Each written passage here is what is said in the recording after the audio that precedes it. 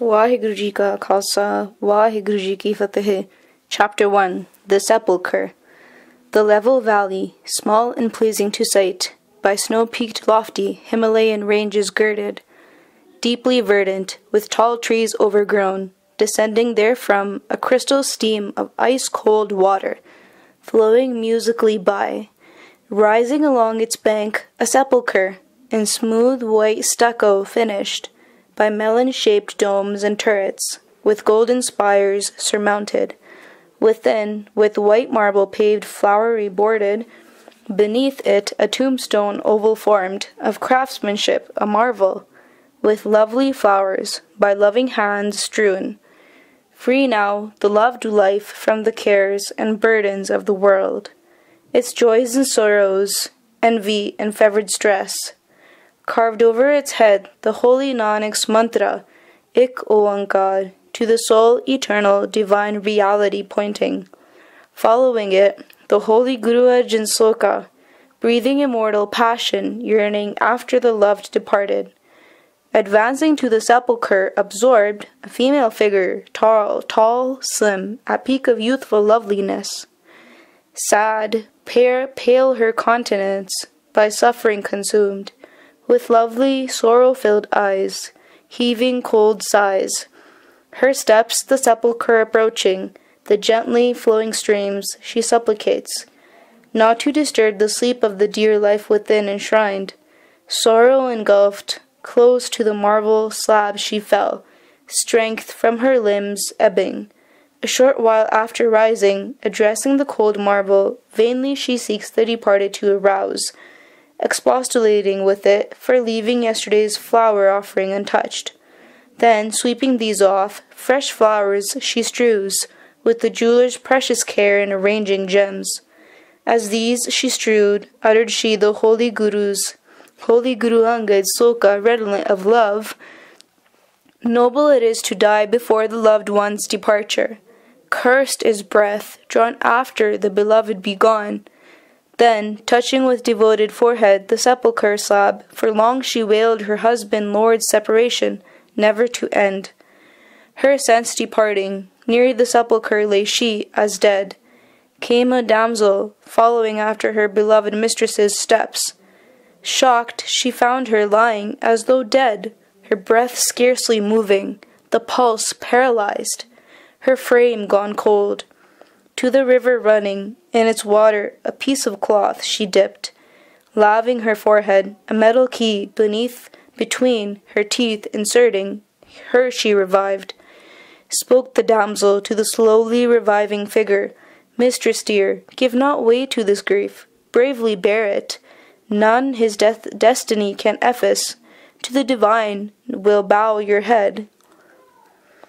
The world, dear queen, like a swollen river, is full of eddies, waves, and storms of suffering.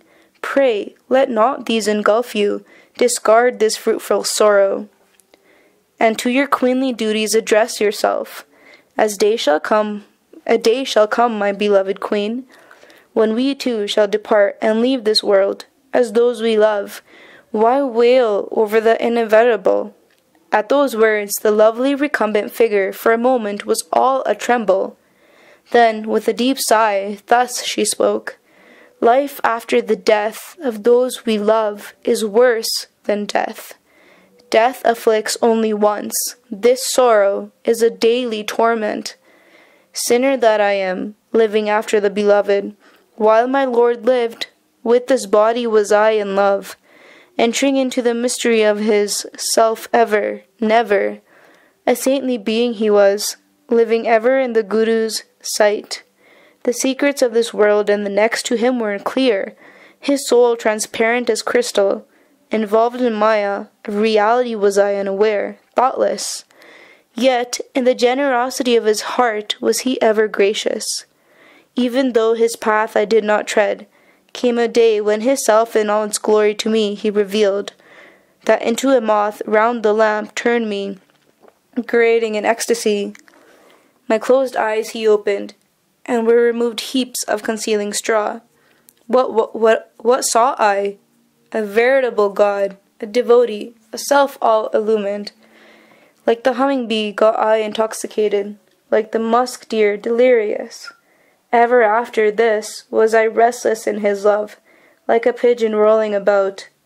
Then came a day when to the eternal realms he departed, leaving me behind. He is not dead, eternally he is alive, ever in bliss.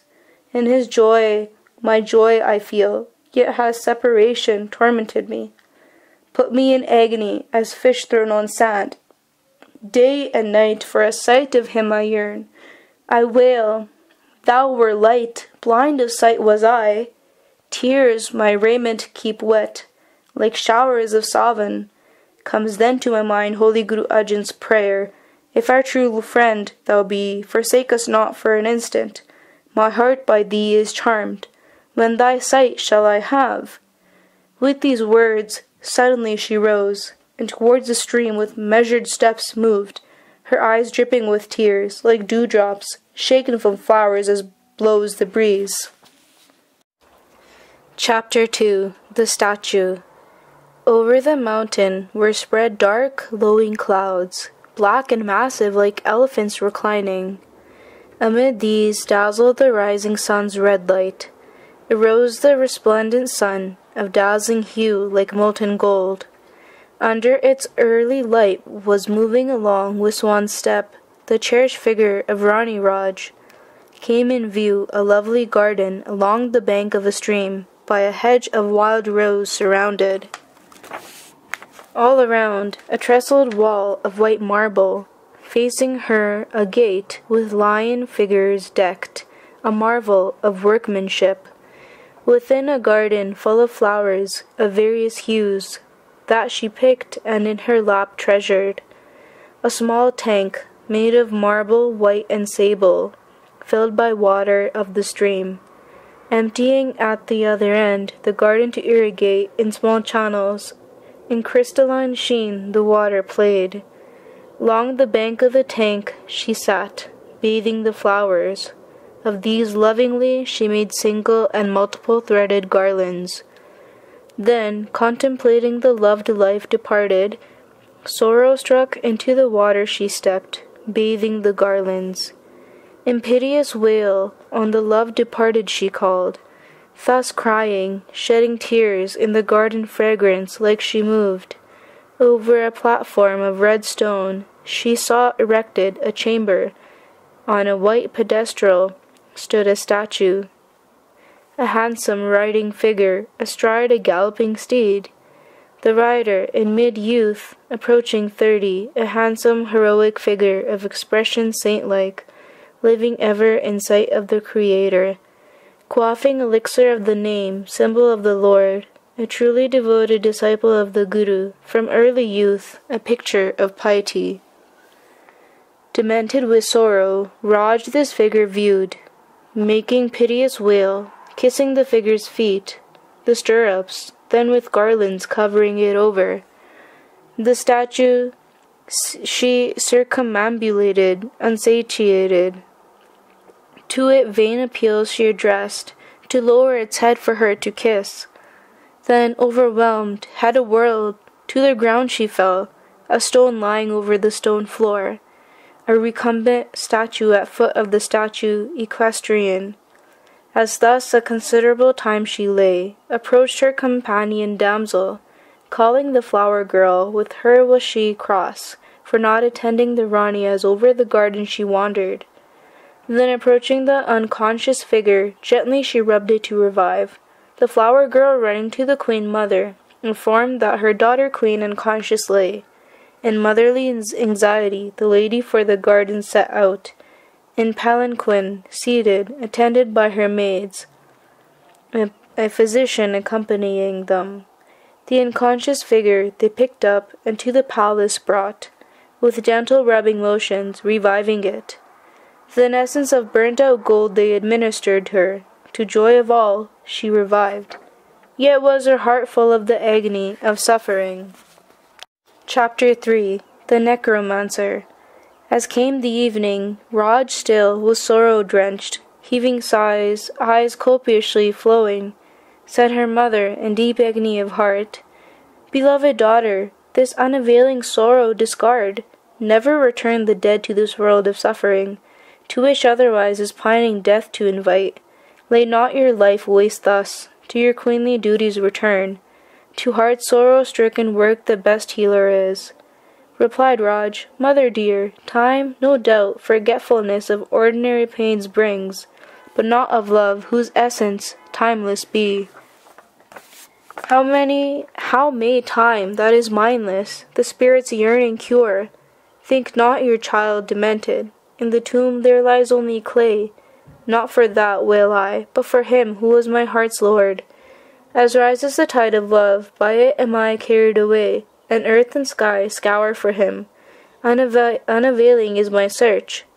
Pray I that he, made all spirit, search me out. With these gushed her tears in ever larger torrent. The elder Rani, deep in anguish, called the Divan, a man of sapience and experience, beseeching him for the youthful Rani to find a cure. The faithful functionary, with folded hands, made submission. Exalted lady, all my life the salt of your house have I eaten. Each hair of my body loyalty to it proclaims. Any service that I am capable of would I gladly render. Said the Queen Mother, You know, Diwanji, our former lord, when his time did come, to Surat Singh bequeathed the state. A worthy successor he proved, yet cruel time spared him not, and at height of youth to the eternal realms he departed. The state without an heir was left. In this state was the burden of rule on Rajgar's tender shoulders placed. Sikhs, you know, favor not a woman to rule, yet our neighbors dared not interfere. Afraid of the might of the Sikhs among whom had Raj married, Rajgar, such was the name she took, is wise as youthful, and ruled the state well, but the agony of separation and love gripping her, from her royal duty has she slipped away. Building a tomb of Surat Singh did she then command a statue of him to be sculptured, which in that lovely garden was placed. A strange absorption over her has come. Each morning from the palace emerging, towards that sequestered spot she proceeds, alone, like a common country lass. Reaching the tomb, into wails and cries she breaks, piteous, heart-rending, often unconscious falling. For hours lonely she sits, speaking to none. Only Radha, her loving maid, follows after her footsteps, attending from a distance. Now, our trusty Diwan, tell me what in this state we do, how to save the kingdom. Said the Diwan with humility, Exalted Mother, the departed Maharaja, may he abide in Swarg, was to my mind mistaken. Sadhu Singh, sire to the valiant Surat Singh, a saintly man, yet was of lowly origin. In the conflicts with the tyrannical Turks, came many of that tribe to our state, in the hill fastnesses seeking asylum. Among these was Sadhu Singh, the late Maharaja, deeply pious, to Sadhu Singh repaired, asking for the boon of a son. This Sadhu Singh induced our king to repair to their religious assembly, satsang, from which now no way could he be dissuaded. With passage of time came more and more into our realm of the tribe of Sikhs. This seeing was I alarmed and warned his highness. So much was our royal master with Sadhu Singh taken that my words on deaf ears fell. Came a day when the royal child Raj to Sadhu Singh's son Surat Singh in wedlock was offered. I cried out, warn my royal master, still to no avail. Said I, we are high caste Rajputs, he a low caste Sikh. Think of your noble lineage, patch not his straw hut with our ivory. All my entreaties went unheard. The neighboring royal houses, too, disapproved of the proposed match, which yet the Maharaja finalized. Surat Singh, on ascending the royal Gaddi, yet forgot not his roots among the Sikhs. Their quarrels with the Mughals he made his own, went among them and fell fighting. Exalted Mother, all this has come of disregard of my advice. The young Rani, to my mind, is possessed of spirits. The elder Rani, her face turning wroth, told him not to rake up the past, nor run down a saint like Sadhu Singh. He sought not our daughter's hand for his son, but nowhere else could we find a noble youth to match him. No, of the noble Khatri caste he was, one who the holy Guru's Amrit had taken. What a noble ruler he made, yet what avails against death? On the field of battle, hero-like he fell, such death the Sikhs seek, even as the Rajputs. In Dharma Yudh he fell, defending faith. So, my trusty Dewan, seek not to undo what is done, nor such noble souls to traduce. Tell me what now in this predicament we do, said the Dewan. For my words, candid and faithful, beg I forgiveness. My loyalty spoke, not the cavilling mind. Now, for the youthful Rani, seek we a holy man, whose power of her malady may cure her. Was a Mohammedan fakir practicing necromancy called, who in a secluded spot performed 40 days' magic rites, in their tongue called Chila. Many were the occult practices he performed, with meat, vermilion, and such other articles, as came Radha to know of him to her mistress, this she imparted. This made Raj anxious over the fakir's incantations. A seeker after lucre he might be, one who has the state secrets might give out, and embolden the neighboring rulers to make invasion. At once she ordered the prefect of gendarmes, this fakir, to throw out of the state, with penalties harsh on daring on return. And this that the one learnt, astutely he realized, Raj no madwoman could be, or one spirit-possessed, but truly love-inspired. For no, love makes not one demented, but the mind illumines, and fills the heart with sympathy and compassion. Love is like rain from heaven, making all that grows verdant and full of life. Thus ended this episode. Chapter 4. The Chamber. Chandargar, loving Queen Mother by deep anxiety gripped, watched the woe-begone state of Raj, who abjured food, sleep, and rest, into yearning for her departed husband fallen.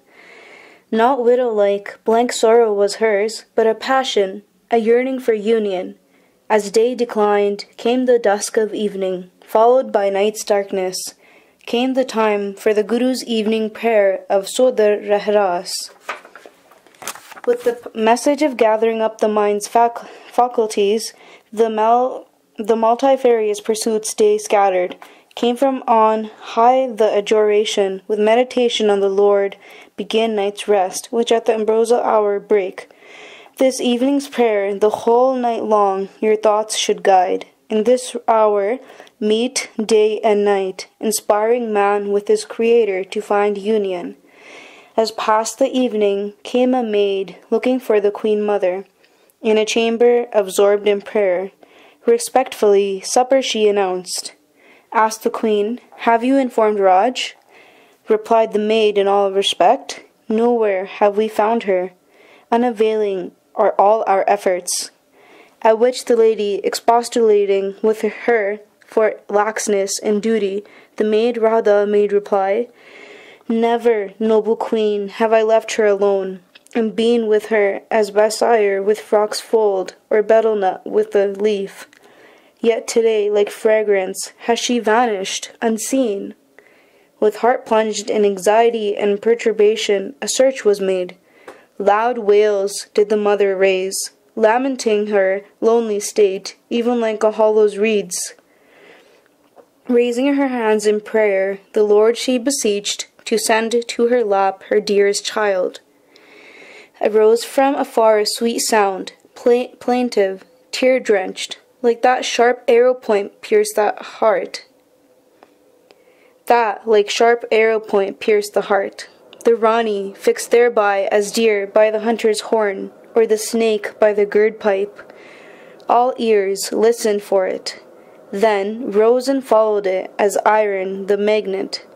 To a maze of chambers it led, kept usually shut after the old Rana's death. Surat Singh sometimes here to meditate retired. To this secluded spot repaired Raj, like her departed lord also illumination to seek. A marvelous sight the old Rani's eyes there beheld.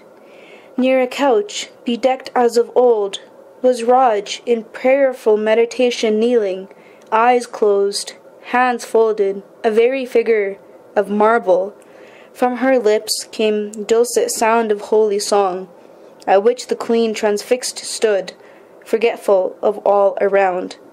The song that from Raj arose was the holy Guru's hymn, in praise of the Lord, the divine charmer, beloved. It breathed yearning and passion for union. In words of humble import had the holy Guru to the Lord's feet dedicated himself, as devoted handmaid to her master, praying for a sight of him. Thus singing came on deep midnight, when the world, enwrapped in sleep, lies. Yet stood Raj in that attitude, loving, devoted. Such was her love for the Lord, that made her a true Sati. Sati is a faithful wife, immolating herself on the Lord's pyre. Fixed on deathless love, rose from the mother's throat a prayer, loud and clear, a blessing to her child, at which was broken the ecstasy of Raj. Deep was her sorrow at causing this pain to her mother. The mother bewailed her sorrow, the suffering of Raj, the neglected kingdom. Soon followed a loving embrace that brought together mother and child. Said the Rani, "Leave not me in stealth, dear child, and add naught to my suffering." Chapter 5 The Ascent. Said Raj, "Mother dear, in turning thus to solitude am I helpless. Behold the sun in the sky, which when it sets, vanishes with it the day that it made. The beloved Rana, like the sun, was in whose light shone I, like the day. With his disappearance am I still alive, cursing myself for living while my beloved sun has set. As this thought arose, lost I my senses, and lay as one dead. Felt I then as a spirit disembodied, and skyward took flight. As the spirit flew, the terrestrial earth it beheld spread below. Palaces, forests, gardens, rivers, and the cherished tomb. Maids and servitors, your own self, my inert body lying, all I beheld clear. As skyward my flight I took, all around saw I spread effulgence. With the breeze blowing, each moment vibrating like a musical string. As further and further higher I arose, saw I millions of beings like to myself, disporting in the blue of heaven, the world beside their beauty a very heap of impurity, all rippling with joy, like lotuses abloom.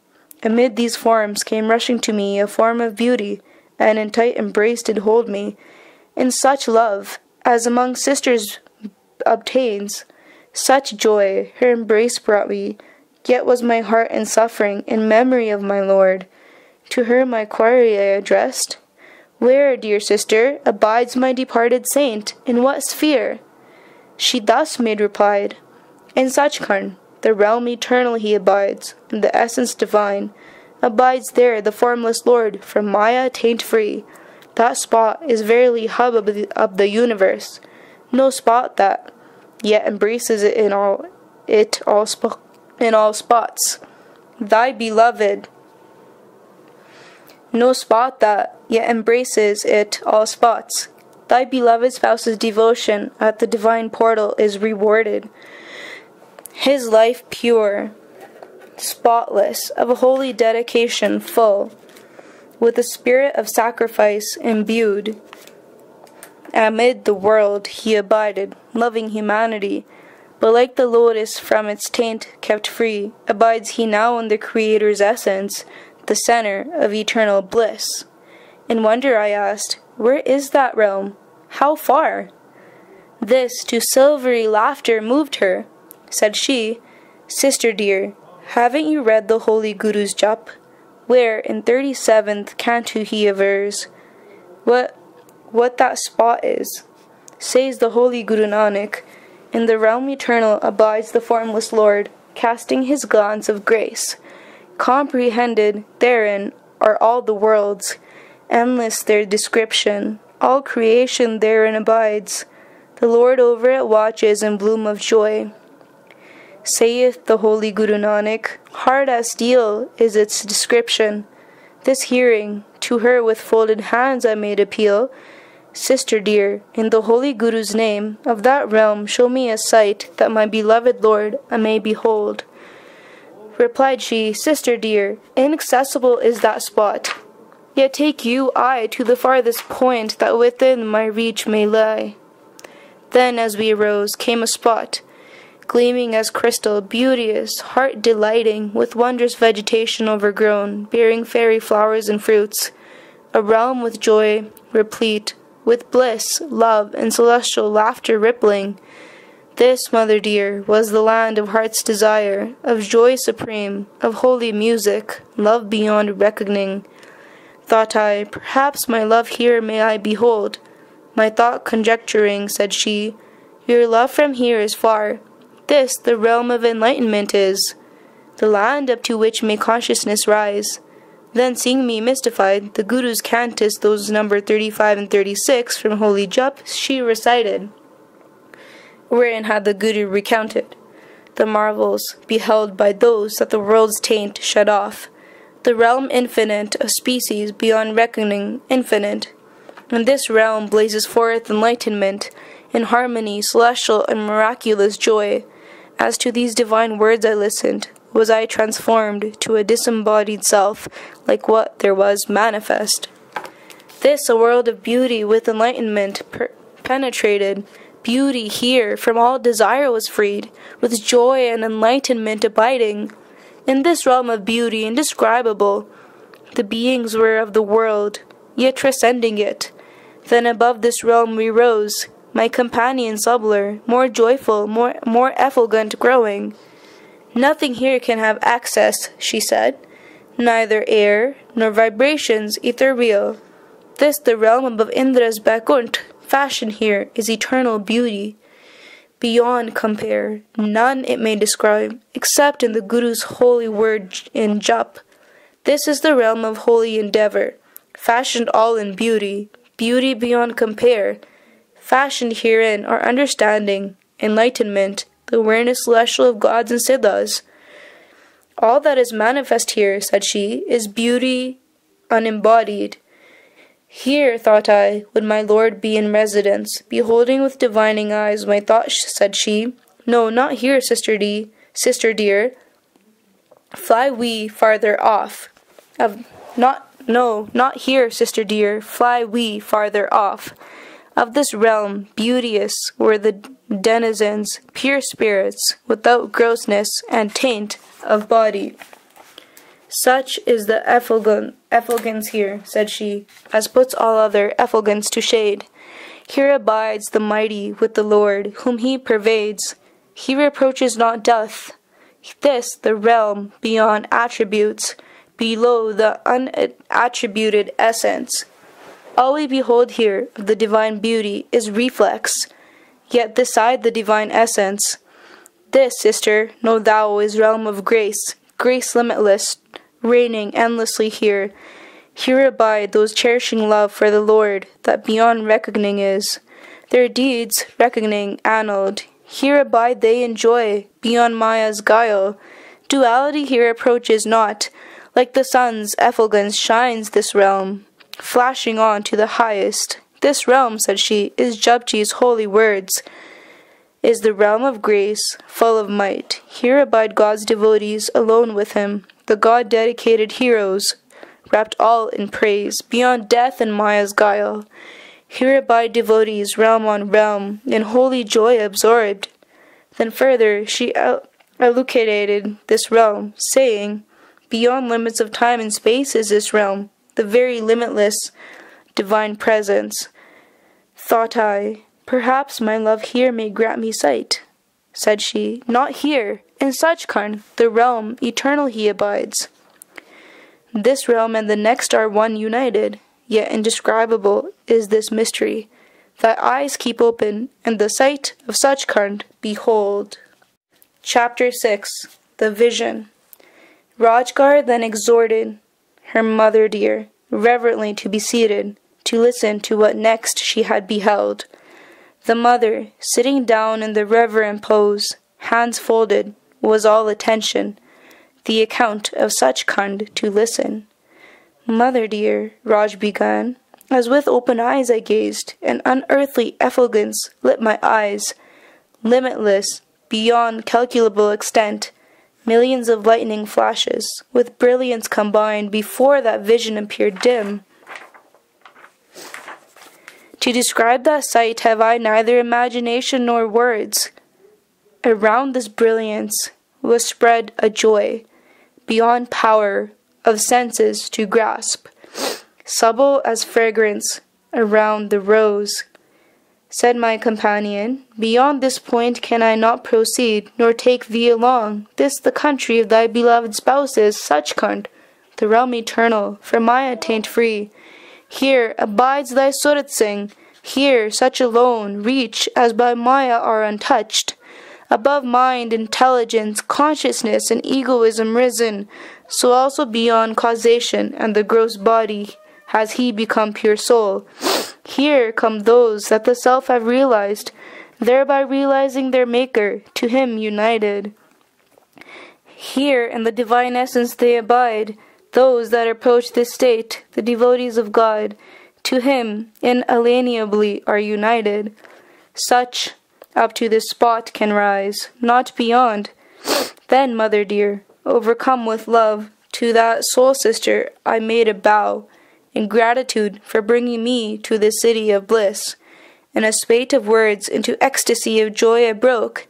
In this wise, to this city shall tring my love am I a sacrifice. This the lake, the beloved on it, the swan. Here in supreme joy he abides, engulfed as by its waves. From here came he to earth, to the world to bring good.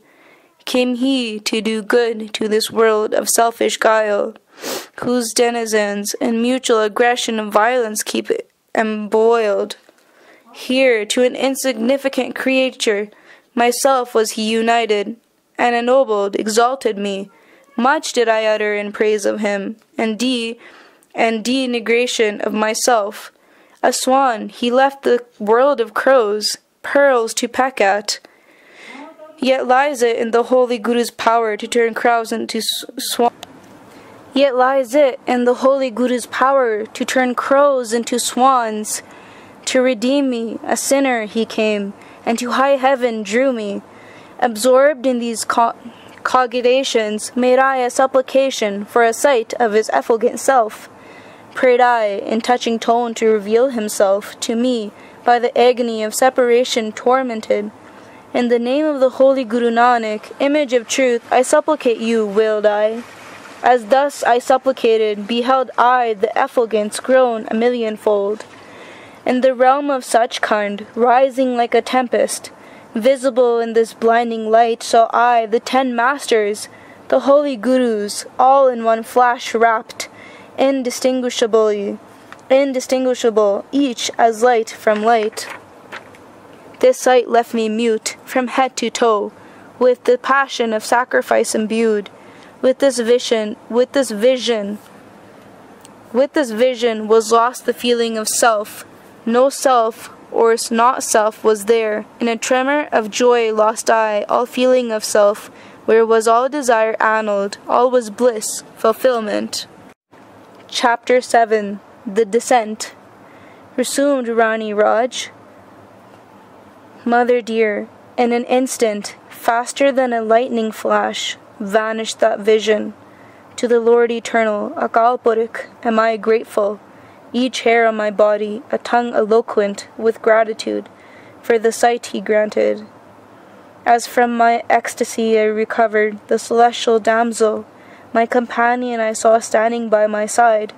In fervor of love to her bosom she clasped me, saying, Sister of my soul, I and you are one. Be not under illusion, we are different. Not we only, the whole cosmos in unity and harmony is bound in the Creator. One to the Creator united is with his creation in harmony too. One in egoism bound from the Creator, keeping alienated. Those bearing devotion in heart alone to the Lord are united. Not such as abjure action are to him united, but those bearing love in heart. As says the Holy Guru in Sukhmani, in such deed lies true emancipation from desire. Then to the seeker each blade of grass holds the vision divine. One at this station arrived, nothing beholds but the Lord. Such a one spontaneously then in good is engaged, inspiring others to serve. These mysteries to such come as bear pure minds from the world's taint freed. These esoteric secrets, sister, that to thee have I imparted, are not idly to be told. Worldlings with selfishness imbued, that mouth empty praises, with these to spiritually make claims, false and spurious. Dear Raj, not separate from each other are we, as branches on the tree, whose leaves, buds, and flowers, distinct to view, yet at root are united. Even so in the Lord are we one. These mysteries, dear Raj, on your mind shall flash. From the blessing of one holy, thy spouse in carnal life, then hinted she departure, at which instantly downward we glided. Yet as my way earthward I made, a fragrance haunted me of the vision I had seen. A delectable taste in my mouth stuck, as words of thanksgiving to the Lord I uttered. Now, as the realm of endeavor, this terrestrial world we entered, that effulgence grew dim. Now as the realm of endeavor, this terrestrial world we entered, that effulgence grew dim, said my companion, sister, of thee must now I take leave. This second parting to my heart was lacerating. In words of entreaty I asked her yet to stay. Said she in words of wisdom, sister dear, shouldn't thou seek union to which no end shall be? Be thou, as was thy Surat Singh, whereby the realm eternal he entered, the realm of eternal love it is, where all who enter are forever united. As thy spouse, so I from thee never shall be far. With these words from my sight she vanished. With her also vanished light. The shades of dusk appeared. Passing through dark space, where found I myself? Here in this mansion, amid my sorrow and suffering. Gone was that joyous vision, and the dull everyday world appeared. Then appeared a serving man, who to my lord had rendered service faithful and true. Him I asked to furnish this chamber, even as in life my love was wont to use. Here I repaired, engaged in thoughts of him, when, mother dear, you surprised me. To you, mother, have I caused pain, which, forgive me, his love calls me, nothing from there can draw me. Mother dear, be you indulgent in your erring child. Chapter 8. The Absorption. Now dew-drenched was the night, with stars studded, that looked like eyes of the universe, in yearning expectation, wide open. What were these eyes looking for? The tear-stained eyes glistening. In these thoughts was Raj absorbed, looking first at the dewdrops, raising eyes from these to the starry heaven above. The mother at the daughter looked in a gaze of wonder at the narrative she just had recounted. Soon the eyes of both closing outward, at that vision were fixed that mother and daughter shared alike, each into the eddying river of wonder fallen, each wrapped in silence of the night and her vision. Raj, love-inspired, on her dear spouse fixed her gaze, to love transmuted like iron in forge turning fire. Around the motionless figure of mother and daughter was spread the silence of gloom of night. Absorbed in this vision, slipped the night, and came day with its manifold noises. Startled, woke the mother and shook her daughter awake. Arise, Raj, by the ocean of night were we engulfed. Now arise, day has come, and its own tasks brought.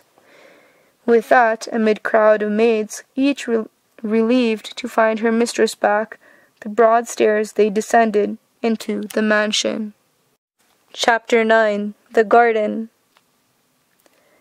A lovely garden, from the hillside descending, in sloping terraces, amid which a cool, pellucid stream flowed, its water from the hill descending in winding streams.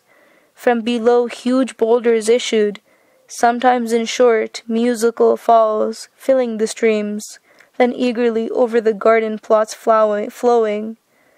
To the sensitive eye, its movement looks so joyous, so full of love, expending its own life the garden plants to nourish, like a noble soul to bring life to others at sacrifice. Within the garden was a small marble tank by a marble canopy surmounted, with its 12 doors, a lovely pleasure spot.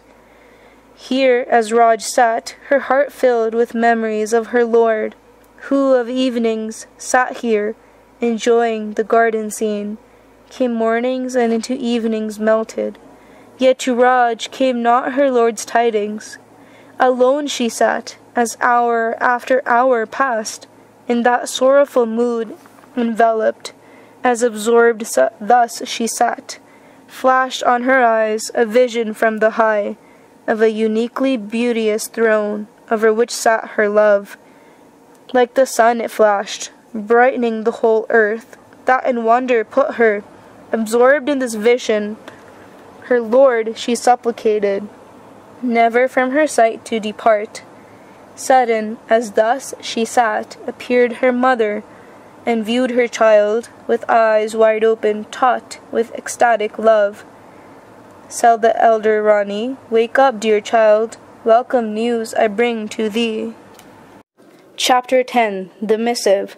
As Raj from her vision was shaken, all her sorrow had effaced, sudden her eyes she opened, and beheld, instead of her love on the resplendent throne, her mother by her side standing. Full of wailing sorrow with her mother, she thus expostulated, "Today, mother, have you plucked me away from my love, to whom you gave me in holy wedlock. This contrary is to parents' way, who seek to make their offspring's conjugal life blessed and happy." The distraught mother, all ignorant, thus reproached, harsh judgment on herself made. "My child, ignorant as I am, my eyes by Maya are sealed. I know not of the spiritual realms to which you have ascended. Forgive me, came I to bring you a welcome gift, a letter written by our love to you from field of battle, in his own blood. This a maid from Galar Raja has brought. Take this, solace to your heart it may bring." As eagerly with trembling hands Raj caught it, her eyes tearful, the writing she could not see. To her forehead and eyes, in reverence she pressed it, trying to read it. Again, where her eyes tear-filled and blurred, lay the script. The mother, beholding her state, took the letter, and offered to read it out. Thus read out the Rani, "This is Surat Singh, writing from the battlefield, to the Princess Raj. May the holy Guru Nanak and Guru Gobind Singh bless you.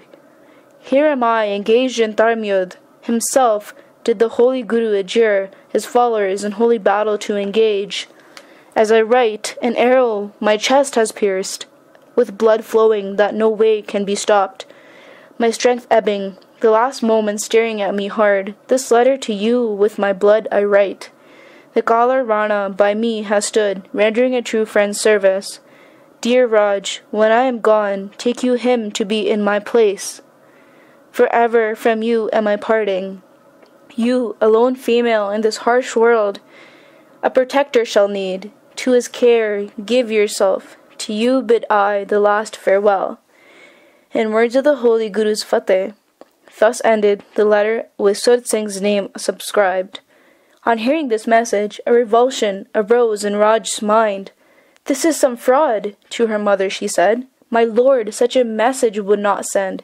At the very sight of this blood on the paper, my own blood revolts. His blood, should it be his, should call forth from my blood a new response. Were it his message, would he bear regret at death's approach? The holy Guru Gobind's image he kept before his eyes, who begged of the Lord noble death on battlefield. In life he used to say, all believing Sikhs in Sachkhand abide.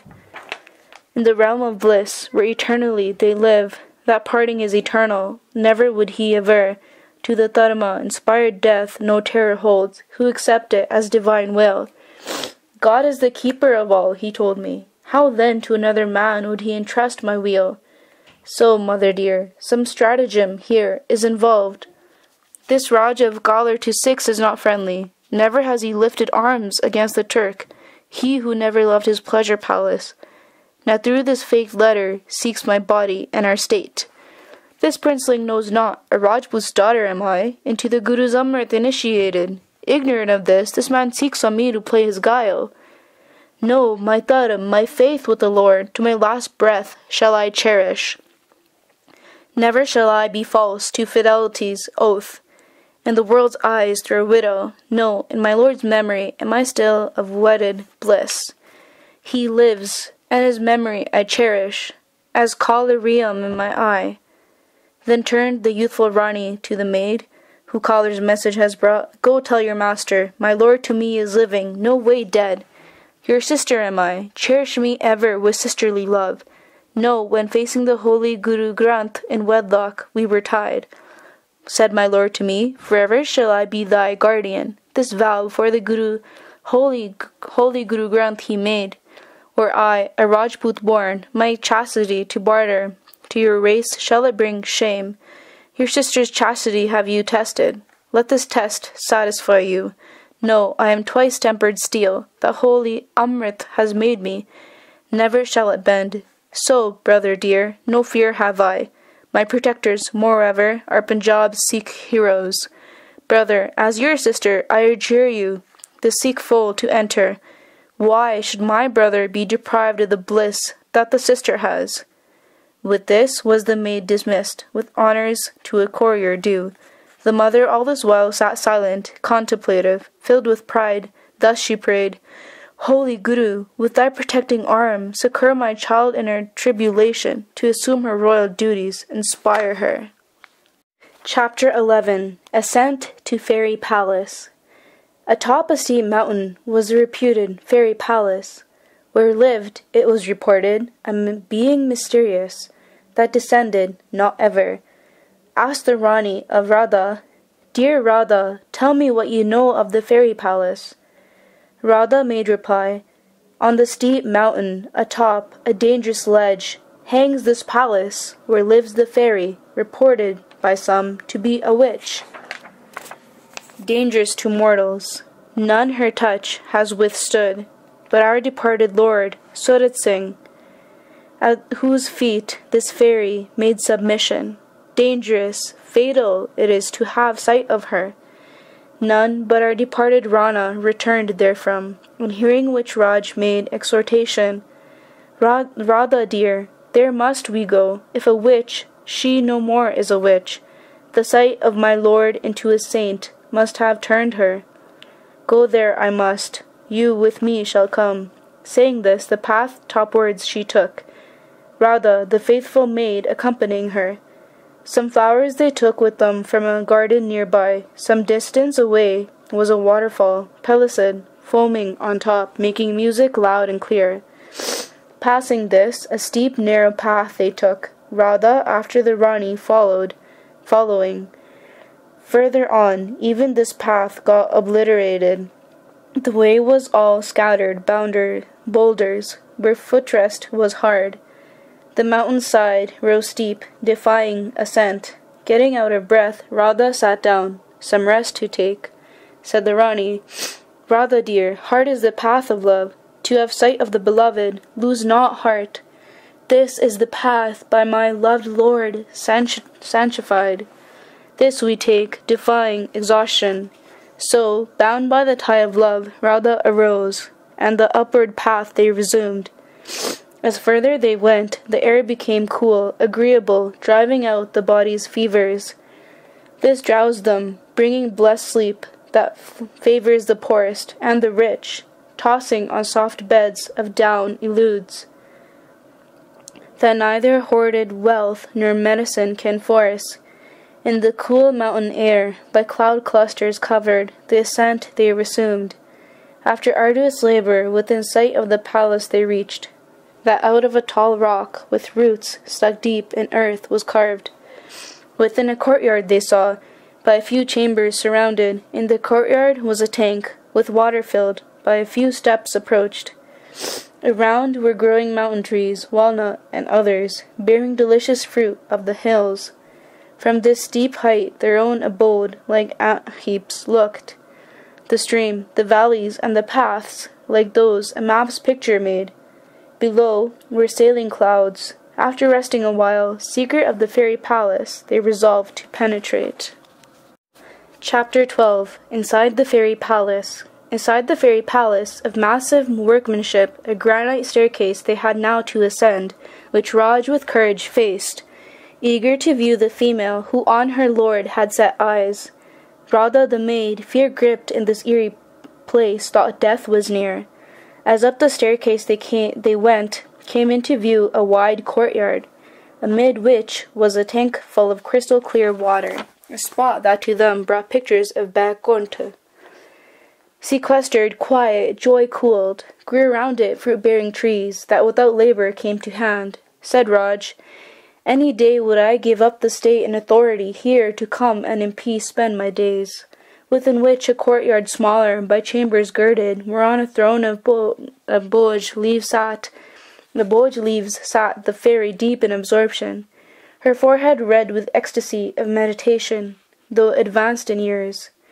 In Pada Masan, in Samadhi, she sat, motionless, like a statue chiseled of marble. Behind her, where she sat, was fixed a slab. On it superscribed the holy Ik Oankar. Carved also was holy Guru Arjan's vision of a life devoted and happy, that ran this wise. Were anyone to live in a tattered hut, clothes torn, without caste or status, wandering in the wild, devoid of helper, friend, substance, figure, and relations, king of the world should he yet be reckoned. Should his heart with love of the Lord be drenched, by the dust of feet of such a one, by divine grace comes liberation. Beneath inscribed the name, Surat Singh, the holy congregation's slave.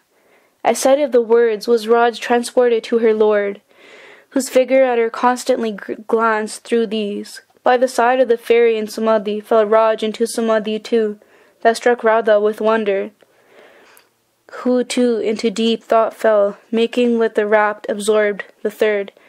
At this spot, hallowed by the Guru's holy word, sat these three into absorption fallen, their selves in meditation upwards ascended, as air from a vessel that with water is filled. All grossness shed was here the state of holy poise. For long in this state they kept, disturbed neither by heat, nor noxious insect, nor by importunate callers. Nagging anxiety or sleep that inevitably is shaken. In the meantime came a female pigeon there, that messages from Surat Singh used to bring, and after fluttering in the absorbed fairy's lap, descended. At this was the fairy shaken awake, and behold, by her side were two figures, into attitudes of Samadhi fallen. The pigeons cooing shook awake Raj and Radha. Opening their eyes, the fairy they beheld. As holy Guru Arjan's Bhavan Akhri she recited from the measure Gaudi. On hearing the tone and chanting of her utterance, fell Raj at her feet. She said, "Blessed is thy birth, who into dark Kalajug, Satyajug has brought. No fairy thou, but the very image of devoted love." At this sweet speech, the other made reply, "A thoughtless, noxious worm was I, whom a true disciple of the holy Guru Nanak exalted." Raj, in fair words, becoming, first begged forgiveness for intrusion into her secluded spot, then begged to be told the name of him, who her transformation had brought about. With a smile, replied the fairy, "No, thou who art the Guru's humble devotee, no secret shall I make of his name. He is one in the very image of the Lord, a devotee of aspect blessing. Surat Singh, his name." This avowal to the Rani's eyes brought tears of joyful memories, and blessed herself for sight of one who by her Lord had so been exalted. The fairy, at this in tight embrace and closing Raj, was in joyous ecstasy at sight of one who the noble Surat Singh's helpmate was. "Blessed am I," said she, "at thy sight, that to me his very image hast brought." With feelings of love into each other they melted, like two arrows at one target meeting, or eyes twain at one vision directed. Thus absorbed they remained, till Raj made query, "How came you here, sister? How in this sequestered spot your lodging took?" Chapter 13. Story of the Fairy Palace. To the Rani's query, the lady secluded replied, "This spot, sister, that you see, in ancient days was a Buddhist monastery. Here came a disciple of the Buddha, and finding the spot ideal for meditation, settled here. This temple he persuaded a king to make, that from solid rock is hewn. This tank with rainwater is filled, that seldom gets exhausted. Above is also a spring. Planted in this place are fruit trees. There, behold, a recumbent Buddha statue, in meditation, hand in benediction raised. Thus passed long ages, till Jainism in this area spread. The Jains took over the place, and beside the Buddha placed Viradman's statue. Years passed, and the cult of Viradman by Shaktas was supplanted.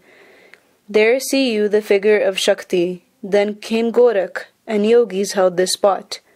There see you the Gorak figure, in Padamasan seated, begging bowl in hand, a reed mat by its side. The yogis, for fear of Rajputs, a Krishna figure made, along with the Devis. Thus was here an amalgam of faiths, Shaiva, Vaishnaviti, and others. At this inaccessible spot arrived rare practitioners of yoga, who through yoga praxis subdued the physical self. Here came to enter samadhi, seeking immortality. My father, turning yogi, got ears slit, earrings wore, and in dizziness with the world, renunciation practiced. Yoga now having declined, my father for the yogis revulsion felt. Consuming liquor, the occult they practiced, inspiring fear. At last, guided by Bangarnath, the yogi abbot, this sequestered spot he sought, and to articles of yoga practice gave himself up. Here practiced he Hatha Yoga and all its rigorous praxis, with Nyoli, Vasti, Toti, Neti, and the rigorous of Pranayam. Thus spent my father a considerate time, forgetful of the world and family. My mother, in deep distress, sorrowed for him, when I was still a babe. At last, in search after him, our home she left, and to Bangarnath made approach. Through devoted service, his approval she earned and learnt of this spot. My mother, bearing rigors of hunger and my father's indifference yet persisted. Came winter with snow and freezing blasts. This took my mother's life, and by her body I alone was left wailing. Hearing my cries came out father, and seeing my state in freezing cold, took me within. Pity moving his heart, me he nurtured. As I grew up, yoga to me he imparted. All the asanas and articles of praxis, till an adept I became. Came old age, enfeebling father's limbs. Yoga no longer could he practice, and his body all was pain. At this he cried, in regret for choosing the yoga path. As you today, Surat Singh, here once chanced to come. Him, my father, with cordiality received. Both on the supreme objective held converse. My father from him learnt bhakti, the synthesis of Janam and Virag, and the secret of Raj Yoga. To me, too, he graciously expounded the secrets of bhakti, resignation to the will divine, nam, and joy in God. Often after this would he come, our spiritual life to nourish, till the holy Granth he installed here. Amrit to us he administered. Now the noble stage of Saj, spiritual poise, we entered, and turned we Gurmukhs from age and decline exempt. Came a day when my father, rich in years, to Sachkhand departed, saved from the dark yoga praxis. Surat Singh himself his pyre lit. He too, alas, his mortal life departed. To my great regret, no service could I to this great benefactor render, who showed us the light by the holy Gurus revealed. With this, the fairy, wrapped in thought, into silence fell. Chapter 14. A Dream. The Rani by her side sitting, both into deep meditation fell, the fairy recalling the beneficence from Surat Singh received, and the love of his wife now by her side sitting. In the dewy depth of night, Raj to her related the story of the Galar Raja's letter. Then narrated she a dream, that on the previous night she had.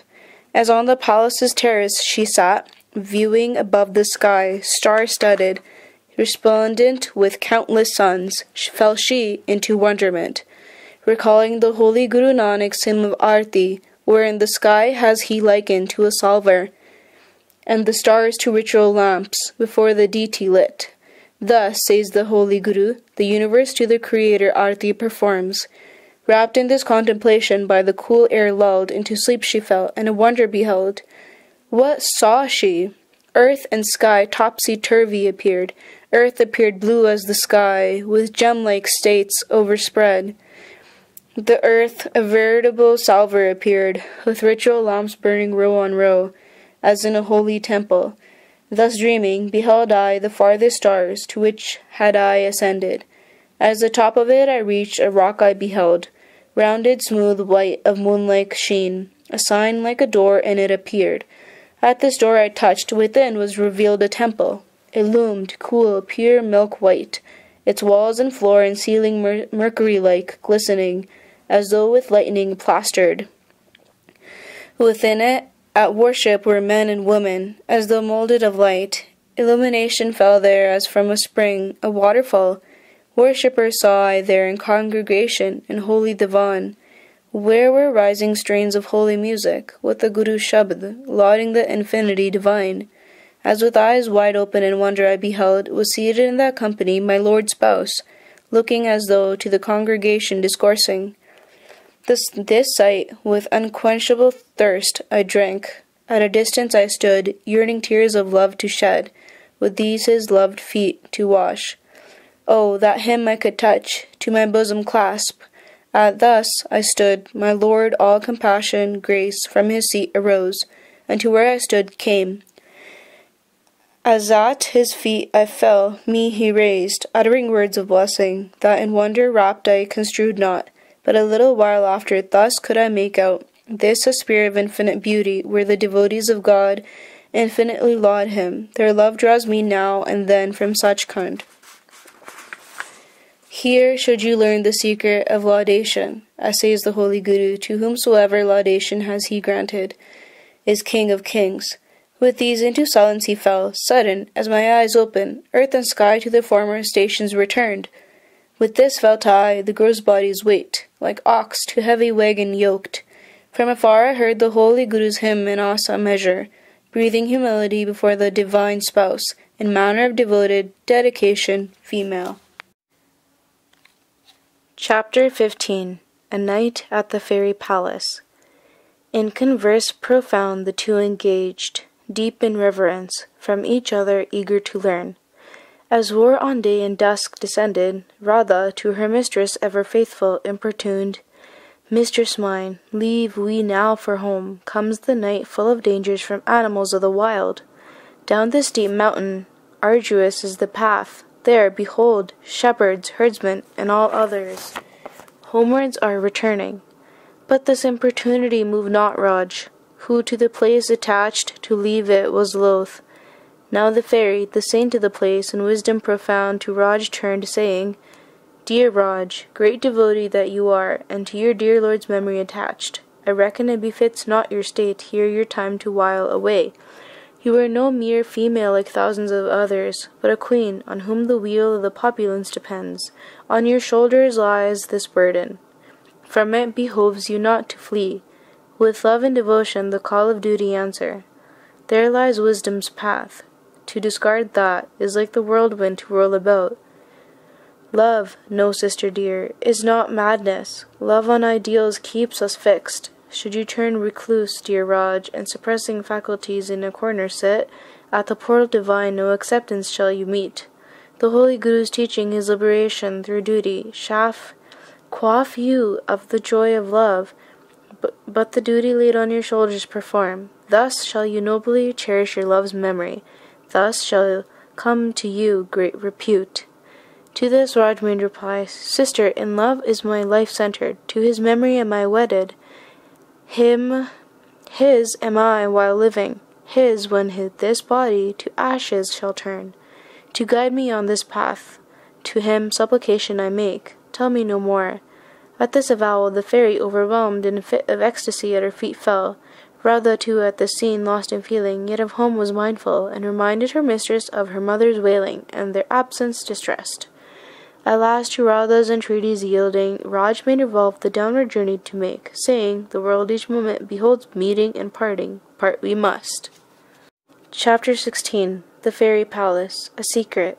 The fairy, loving farewell, bade them, and joining upon Raj, her mother to cherish, distracted now in her absence. Then, as parting gift, a packet she handed her, a keepsake, cherished from Surat Singh. In it was a scroll, Surat Singh's writing, his answers to spiritual queries that seekers after light to him had addressed. This, adjured the fairy, at leisure shall you read. Many naughty questions thereby the world shall you find resolved. This packet in red cloth tied, Raj with the utmost reverence grasped, eyes downcast, hands folded, kneeling humbly. Then on her head she placed it, as object sacred and most precious. Then, while time fled and dusk fell, the fairy, anxious that before dark home they return, revealed to Raj yet another secret, exclusive to the initiated alone revealed. There, on the dark forest edge, southward, by the hillside, where flowery trees and forest rise, rightward are huge boulders. Amid these gushes of spring, by terrifying rocks flanked, there a sole rock, milk white, rises, where grow glowing spicy plants. There, leftward of the water, is a slab, which when moved a doorway shall reveal. As you enter, a dark spot shall you behold, beyond which, a dozen steps across, is another door. An echo shall rise, to which answer you, Akol Niranjan. As thrice this you repeat, shall the door open, which you cross, repeating, Sapang, Sapang. As forward you go, a Sikh of the Guru shall guide you, where satsang, the holy congregation, is held, that the devotion intoxicated joy. This tradition by Surat Singh was begun, as the Guru's message in the hill area spread. These all are householders, workers, and after congregation is over, to their day's tasks return. Thus Surat Singh, holy himself, perfect in devotion, the cult of holiness spread. Then parted Raj, in profoundest gratitude, from the fairy whom Surat Singh's touch, from love of the world to her objectives, returned, and stilling her heart's turmoil, brought peace and poise. That discarding worldly props, God's sole prop she sought, a saint, a sannyasi turning. Hers the solitude of the poised self, as by holy Guru Arjan in measure Basant affirmed. The Levy. The mother in Raj's absence, mysterious, clueless, wept and wailed, and to the holy Guru prayed in deep submission for safe return of her child. At long last, when after absence of a long day did Raj return, was the mother's joy boundless. Much clarity she dispensed, feeding the poor. Happy was each soul. Then asked she the Rani what befell her during her absence, which she in every particular told her, but bearing the secret cave, as to the fairy promised. Thereafter both into deep sound sleep fell, in each other's arms. Came morning, wherein was Raj put in mind of the holy Guru's yearning in Maru for the divine beloved sight at early dawn. Beholding her own state bereft, much she wailed. With rise of day, in daylight were her thoughts absorbed. Radha, rising likewise, ordered the bath tank for her mistress to be filled. First took she bath herself for service to her royal mistress. The Rani then bathed, dressed, and to her limbs applied fragrance. Thereafter, to pay homage to the statue and the sepulchre, she repaired. Adjourned her mother, hold today the levee, as befits a ruler. On your head wear the crown and aigrette. Said Raj, the lord of the aigrette and the plume is one only, the holy Guru Govind. Befits it not another these emblems to assume? My wedded lord too their assumption eschewed. How befits it me? Admonished her mother, wear you then the pearl string and the durbar robes, the hour approaches, herein delay not. Radha then on her mistress put the equipment, splendid, golden, dazzling to the eye, decked as statue in fane. The senior Rani then to the throne room conducted her, where were gathered the nobles. All with folded hands received her, and benedictions showered. Raj, splendid in jewelry, by her maids surrounded the darbar room approached. As her late lord's throne she beheld, felt she tremors of grief. As the senior Rani admonished her, herself to compose, the bar offering she received from the assembled nobles. The royal routine did she perform, as in her predecessors' days, as was dismissed the darbar to their apartments. Mother and daughter repaired, the Rani full of grief, at remembrance of her lord, who once had reigned where now she sat. At last came sleep, that her limbs oppressed. Chapter 19. Keepsakes, the Rana's Epistles. As came morning, the Rani thus instructed Radha, "Come you by a ruse to the chamber that you know." This was where was kept reverently the holy Granth, which entering, the Rani herself swept the floor in reverent devotion. Then spread she the carpet, arranged the robes the holy book to cover. Thereafter flower vases she filled, and the book installed as reverent custom required. Then into the kitchenette going, the sweet offering, Gra Prasad, herself she cooked, reciting over it the Japji. Thereafter, in reverent attitude standing by the book, prayed she, "Holy Divine Master, immaculate art thou, in all beings pervasive, beyond evil, impurity, and duality. I am a thoughtless sinner, Maya gripped, pride filled, unworthy with my foul hands even to touch the scripture that thy light enshrines. The person manifest of the Gurus, I, a female of little understanding and of actions unworthy, for thy sight yearn, that pray grant me. My faults manifold forgive, I that am thine. Thy erring handmaid am I, yet thine own. In thy grace grant me sight of the holy word, the Guru's embodiment. To me, writhing like a fish, grant me the blessing thy service to perform, as come the rain cloud sent by heavenly grace. The dust-laden air to wash clean, to make it cool, pure. Even so, make me pure, joy cooled. With this the holy book she opened, and for an hour out of it read. Then, with due ceremony closing it, the Ardas she recited. Then sought she leave of the scripture to behold the cherished treasure of her husband's letters.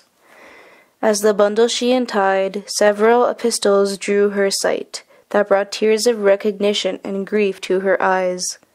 The first to a sorrowing mother was sent, Garamkar, whose heroic son, called Singh, by the Turks in battle was captured and done to death.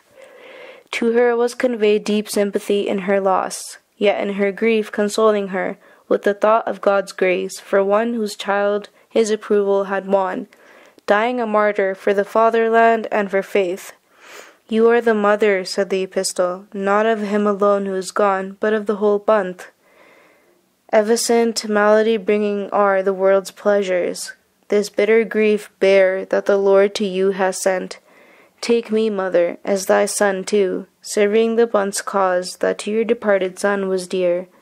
Near to thee I cannot come, thrown close to the mountains, away from our homeland.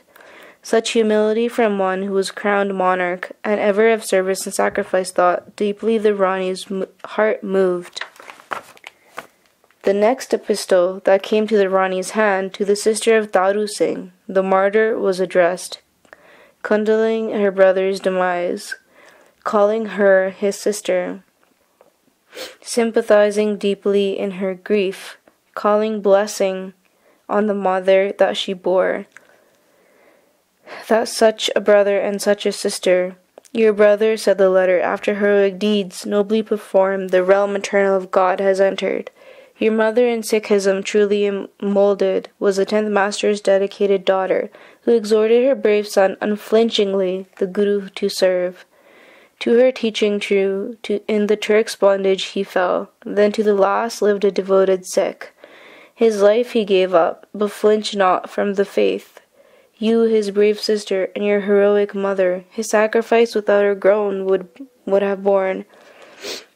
Sister, as ever to the Lord's will resign yourself, for such as we are not the pleasures and concerns of the world, but sacrifice and crusading in God's way. In the Holy Guru's words, was your brother the Lord's own champion, wrestling ever to win his fights. May the Guru grant you to tread your brother's noble path. This from your other brother, Surat Singh, whose greetings to all our brethren in the Panth, to all the mothers who shoulder to shoulder with their brothers the Guru's cause are serving. At this, Raj prayed that by blessing of her brothers and sisters in the Panth, waging holy fight, may the light of faith on her own unworthy self fall, and as stone with a boat may she be saved. To the next epistle then she turned, the third, whose theme was death. Addressed to her and to mankind generally, it averred no fright in death lies. After each death is a new birth. Afflicted, must man not his own life take? This to no fulfillment leads. Best is the fruit ripened on the branch. After such death is life impurity laden, made to sink like wood, made heavy with lead. Life from impurity freed light shall remain and rise to the heights above. Raj, as its contents she read, at her Lord's noble wisdom marveled. And the next epistle was contained answer to a hard query. What like is the pathway to ascent? Hard or easy? This, friend, to me expound. No, said the answer. On this path nowhere shall you meet descent. Hard, steep is this path. Lies on this way a resting place? Was the next query. On this path nowhere is a resting place. All is movement, ascent. Next to the query, what in case of exhaustion? Would such a one inevitably be ruined? No resting place, no respite from movement is there. To escape exhaustion, keep viewing straight the objective, taking off the eye never. This exhaustion shall take off, and the courage revive. Full of admiration for its lofty wisdom, this epistle she placed back, and the fifth took up. This one, true greatness defined. Greatness lies not in pride, in raising an arrogance the head high, but in bearing humility. To be great is to be like the lofty mountain that on its head bears frost, snow, and rain, and after sends it down the plains to irrigate, the earth to make fruitful. From the water that remains rears its lofty trees, that mankind's purposes serve. Furthermore, on the mountains grow herbs, medicinal, restorative. Grow on the mountains breast manifold fruits, delicious, all to serve others, sans charge or tax. Yet ends not the mountain's beneficence here. Splitting itself, pebbles, stones, and sand it becomes, that manifold blessings bring. Stones burnt become lime, man's edifices to Vedic. Mines the fountain in its bosom cherishes, yielding gold, silver, iron, copper, tin, and numerous metals more. Stones precious, of beauty wondrous it yields, diamond, ruby, sapphire, emerald, and others of their ilk. As the mountain source of bounty, such should the lofty be, conferring benefits, sacrificing self. Friend, be thou bountiful too, seek not anything of the world. Of your giving be not proud, give and seek not the recompense. Rise not like the kite to fall, or like the vulture that on carcasses descends. Be lofty as the beauteous moon, the effulgent sun, the pole star that unshakable is, like the cloud that life-giving water brings. Of such says the holy Guru in Sukhmani, benefactors of all, annulers of suffering, saviors of the world are such. Those heeding not such teaching, the world shall leave us as better, not than grass or thistles. Deeply enlightened, Raj then picked up another paper, richly done in color. This of philosophical import was, dilating on merit and its garnering. Garner merit, it exhorted, keeping it to thyself as fragrance in the flower. To the highest point shall merit thus cherished carry, entry granting you in the court divine. Should merit be sedulously cultivated with end in view, repute to obtain oneself to blow about. Alien will be its pleasure, insatiable its pursuit. Much envy will it excite, calumniators provoking. With repute thus garnered, forbidden is entry into Sachkhand, the realm eternal. This coin there no currency has, hard it is pursuit of repute to discard, yet with merit genuine of itself it comes, to the bearer's face lending radiance. Merit like the musk-gland fragrance ever imparts, poor it is to sell merit for lucre, that the pursuer demeans for feeding joy. Invaluable is merit, the holy Guru thus affirmed. Thus to expend merit is like the pack ox to be, to oneself bringing decline. Merit kept within the self is like a tar in a phial, fragrant, or like a lamp lit indoors, whose light scattered shall be, should the doors be opened. To seek merit, to sell, is Maya pursuit, impurity bringing. True merit consists in oneself to expend, as lamp-lighting lamp, incurring not loss. Thus, with wisdom instructed, to the next, the seventh she turned. This still profounder issues raised, of Nam, devotion to the name divine, and the doctrine of Janam, Gnosis. No by renunciation alone comes not realization or fulfillment in the Lord. One born upon Gnosis is still in egoism's sphere. The pursuit of Nam beyond mere knowledge lies. It is to be devoted, above disputants, clever. These disputatious ones never to the Lord have felt drawn, never non-attachment practiced. Janan takes not man outside of Maya's sphere, within the world of discrimination still keeping him. No, where egoism abides, Nam there may not be, as Nam in the self takes abode to the bare Nam. The Lord, it lifts the seeker. Whoever discarding the holy Nam takes himself to be image of the Supreme, knows not the Guru's teaching. While egoism in the self abides, should the Nam, the praxis, as is discarded egoism, attainment it becomes, indispensable either way. No, Nam to its divine bearer joins the seeker, or renunciation, the recluse's life, the next missive turn. No, of two kinds is renunciation. The first is from the human world to make retreat, to seek a mountain cave or waste, away from human company to abide, to be one's own companion, alone, sequestered. Such retreat is wild, joyless. The other is retreat amid concerns, endeavor of the world, yet not by it to be overwhelmed, to seek joy in nature. This also is to be a recluse, but hard is this way. The way of the seeker of spiritual joy, and not the stubborn-willed ascetics. Some turning recluses, yet stray not far from human habitations, their daily food from the nearby village deriving. Such from life's struggle flee, claiming to be recluses, yet on the ordinary householders depend. Such true recluses may not be called. Higher than these is a damsel wedded, to her consort faithful in household chores engaged, to all sincere and faithful. Such also the man whose mind wanders not, but to the Lord is attuned, his worldly concerns alienating him not from him. Such the true recluse is, as affirms the holy Granth. The true recluse is he whose mind and poise is resting. Such as comes night, sleep, not while the world sleeps, but in meditation on the Lord engage. These amid concerns of family and tribe yet are recluses. Rarest of the rare are such. Their physical body to them is the soil, wherein the seed of prayer and meditation they sow, that in the Lord's demise does flower. In the world are such to well-doing given. The world's pleasures they lay by, joy of devotion to feel. Such the true secret of retirement from the world is. In the next epistle was adumbrated the philosophy of pleasure. In pleasure lies the dynamic of man's life. For pleasure and action he engages. Sharp, attractive are the pleasures of passion, sweet to taste, but sad is the end of such pleasures, turning the mind impure and feeble.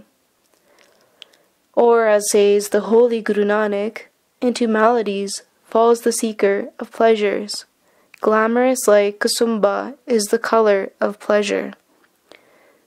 Appetite and languor inducing. Pleasure from outside is not derived, but from within ourselves arises. As said long back, the sage Bhartari, not do we experience pleasures, pleasures experience us. Higher than pleasures of the body is the joy of holy congregation, of chanting hymns of divine praise. This joy from bodily joy the mind turns away.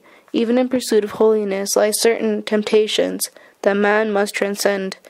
When the mind in pure joy in God is absorbed, on the path of truth persisting, ultimately the destination it attains. Then pleasures all their attraction lose. Then is lost the lure of life and fear of death, as also of pleasures of paradise. Then is the self God intoxicated, yet enlightened, the lamp illumination a glitter. Dear listener, discard therefore joys of flesh, into love for the timeless Lord enter, discarding all other pleasures. This tasteless rock you lick. One tasting this pleasure is the true hedonist. One caught in worldly pleasures is like the fly in molasses caught. The next two missives, short and brief, on other philosophical issues turned. To enter the awareness of God must man his own self lose, his egoism. This an esoteric secret. Anyone discovering the self, on it taking stand, the whole universe round him may revolve. How did the cosmos originate?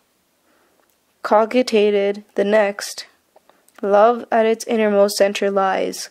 The Lord, attributeless, above desire. Love is his essence, and love his effulgence spreads. Nothing he seeks, yet love even on him may cast its spell. This paradox seek to resolve. Beings he creates, beyond need remaining, yet in their sight feels joy. Love is his essence, that he receives and gives. In Jap, the holy Guru Govind thus phrased it, in all directions as harmony is he pervasive. The last of its missives, longest of all, exposition of concept of love contained. Love is the cause of creation, love its prop and sustenance. The immortal Lord himself is love, real, various, and beloved. Its light on all objects, subtle and gross shows. Subtle itself, the essence of love is palpable forms, is manifested. The first form of love is the Creator, who is preserver and destroyer both. Loving his creation is he immaculate, supreme joy. Of his creation such to him bear love, as of impurity of egoism are relieved. Such in him are merged. The perfection of such love is in the holy Guru Nanak manifested. And various other teachers of mankind too it shows. Threefold its function, to unite the seeker to the Lord, to impart joy and love, and beneficence towards others to inspire. In the heart free from Maya, as compassion it sits, with reverence imbuing it. Such love spiritual strength imparts, inspiring devotion, first towards Guru Nanak, and ultimately the Lord. The bearer thereof Gurmukh is called, one God word facing. Of such love one form is love for the self. Now no way a selfish act, but the urge to impurity, for dying oneself in God. Another form still love is love of charity. In the triad Nam, Dan, Ishnan is Dan a sovereign quality. Noble is charity, should it selfless be. Such charity in spiritual realization is ardent. The passion to do good is another form of love, that all creation views as particles of the essence divine. Love lower down the human relationships encourages, such as parents' love for offspring, of brother and sister, man and wife, as also of lovers romantic. Attachment for objectives, selfish is gross, a perversion of love that suffering and bitterness brings on. Love declining, a pursuit of pleasure becoming passion to visible objects as it attaches. One crossing limits into evil courses it leads, bringing on forgetfulness of self. Another form of love is that among the brute creation subsisting, each to his species confined, mute, subconscious, almost such in grossness is the love that gross minds for each other feel. Next is the form that vegetation love may be called.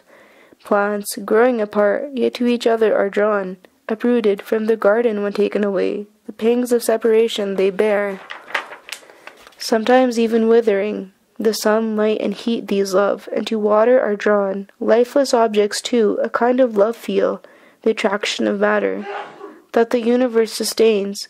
Such attraction of iron for the magnet, such particle, such attraction has and exercises. Averred be sage Kajinoth, the earth without a prop moves, without palpable support.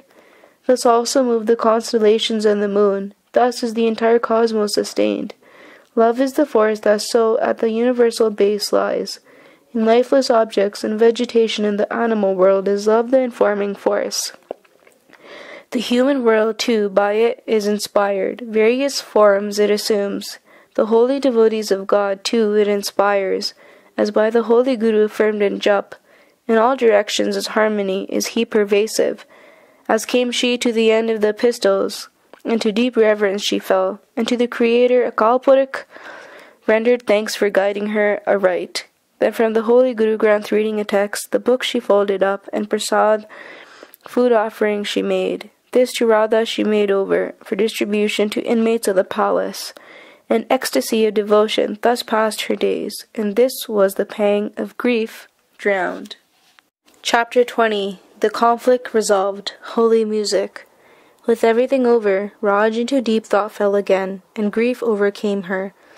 Death that her love had snatched by hard names she called, defying it her love's memory to efface. Like one addicted to wine, missing it now, was she restless, yearning overcoming her. Her mother in the meantime thought to bring her relief, her mind from grief to distract. First was called in a scholar, a pandit, who philosophically argued, this world is false, unreal. Unreal he whom you mourn, unreal yourself. False your love, forget it all. To the formation of relationships is there no end, that form and bubble like snap. The wise to all this are indifferent. Such logic to Raj's mind, love imbued, sounded hollow. Her beloved unreal, as this logic chopper averred. A saint he was, in midst of the evanescent world, as the holy Guru affirmed, immutable, eternal. Real her love for him, be the world as false as this man affirmed. His exhortations she rejected. Next her mother a yogi called in, one in hatha yoga, an adept, her daughter the path to show. His theme, sense control, inner concentration, a sut-eared yogi, his message, renunciation. To Raj, unacceptable sounded. Renunciation of what? How? To turn mendicant, as did Gopichand and Parthari, kings turned yogis. This prospect instantly she spurned. Love, too, he declared is false. Forget, efface. Rejecting him, too, to her departed love, she made supplication, the true light to show her. As deep in thought she sat, came running to her the royal maid Radha, sister of her soul. She announced, Madam, 3 Sikhs of our late Lord's land of Punjab have here arrived. Music their skill, the Guru's hymns they sing. Itinerant preachers, here a night they stay, departing tomorrow.